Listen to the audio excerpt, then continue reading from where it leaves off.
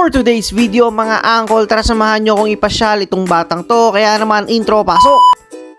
At ayun na nga mga angkol, araw ng linggo, kaya naman wala tayong ibang gagawin ngayon kundi ang mag-grocery. Kaya naman agad-agad na kami pumunta dito sa SM Bacoor. Pagdating namin dito ay bumili nga lang pala kami ng isang set ng bote ni Bunso. Pagkatapos nga noon ay agad-agad na kami pumila dito sa Kidzuna. At dahil sa kasama natin sila lahat ngayon mga angkol ay paglalaroin na namin sila. Basta ang malinaw dito ay walang mag-iiyakan sa inyo pag tayo mag-uuwian na. Habang kami ay nakapila dito mga angkol para makapagbayad ay may isang bata dito na hindi na makapaghintay. At ay na nga no, nakapagbayad na nga si Mami, ay ganito pala yung presyo. Grabe, kamahal-mahal naman yan. Pero hinayaan na lang namin mga angkol kasi mag-e-enjoy naman talaga yung mga bata dito. Hindi rin naman sila makakapaglaro sa mga outdoor na playground mga angkol kasi umuulan. At ay na nga maya-maya pa si kuya na nga pala dito ay nagsimula nang maglaro. Hindi na nga pala siya mahilig sa slide mga angkol pero sinubukan pa rin niya. Bali sa pagkakaalala ko dito ay nakatatlong slide lang siya. Pagkatapos nga niya ay dumako kami dito sa dalawa niyang kapatid na babae na walang kalikot-likot sa katawan. Makikita mo talaga dito mga angkol kung sino yung pinakamabait sa kanilang tatlo. At syempre, sino pa ba kundi si Bunso. Makalipas lang ang ilang saglit mga angkol, eh nagkanya-kanya na nga sila ng paglalaro dito sa Kidzuna. Bali, ang binabantayan ko nga lang pala talaga dito mga angkol ay si Boss Madam number 1. Pero nakita ko tong si Kuya na parang nag-e-enjoy sa mga pinagagagawa niya. At ito na nga yung first attempt ni Boss Madam number 1 sa pag-i-slide. Bali, hinayaan ko na lang siya dito mga angkol kasi alam ko naman na kaya niya kasi kakapanood ng Blippi, kabisado na niya. Kaya naman hindi na bago sa kanya yung mga obstacles na tinatahak niya rito. At kahit siya lang mag-isa rito naglalaro mga angkol, eh na-enjoy naman niya. Medyo masakit nga pala sa paa itong mga bola to mga angkol para ka magkaka-ingrown. At dahil sa tagumpay ang slide ni Boss Madam number 1 ay panahon na para subukan ang skills ni Bunso. Pero bago yan mga angkol ay meron pala ditong event sa Kidzuna. Pinasali ko nga pala si Kuya dito. Ang kaso, umayaw siya kasi napakaingay daw. Dahil totoo naman mga angkol, napakaingay nga ng speaker. At dahil sa napakakulit na nga ni Bunso sa loob ng bahay namin mga angkol, ay subukan naman natin ang skills mo. Tamang buwelo lang dito mga angkol para hindi obvious na kinakabahan siya. Maya-maya paano napansin niyang meron nang pala siyang kasunod, eh agad-agad na nga siya nag-slide dito. May kwento ko nga lang pala dito mga angkol, ito nga palang si Bunso ay ubod na ng likod sa loob ng bahay. Halos araw-araw dito sa loob ng bahay namin mga angkol ay inakyat na lahat ng pwede niyang akyatin. At syempre hindi papayag si Boss Madam number 1 na si Bunso lamang ang mag-i-slide dito. Ito nga pala yung bunga ng panonood nila sa Blippi araw-araw. Talaga namang kabisado na nila kung ano ang gagawin at hindi na sila natatakot sa mga gagawin pa nila. Sige na Bunso, mag-slide ka na para makapunta na tayo sa susunod pa nating agenda. Kami nga pala ay nagulat dito mga angkol kasi hindi namin nakalain sa murang edad ni Bunso ay makakapag-slide na siya mag-isa. Buti na lang din itong mga bata na to ay hindi lampa. Dahil sa araw-araw nilang pagbabalyahan sa kwarto mga angkol ay talaga naman titiba yung kanilang mga katawan. At awat na nga Boss Madam, tara na, alis na tayo dito.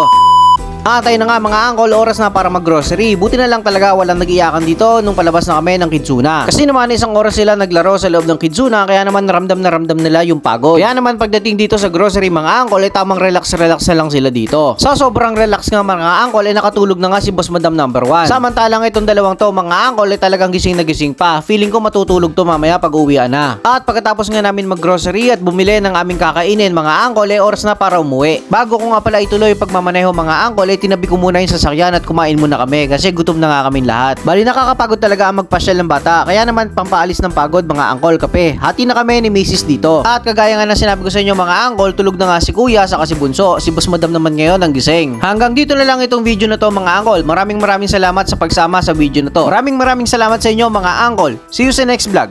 Ge!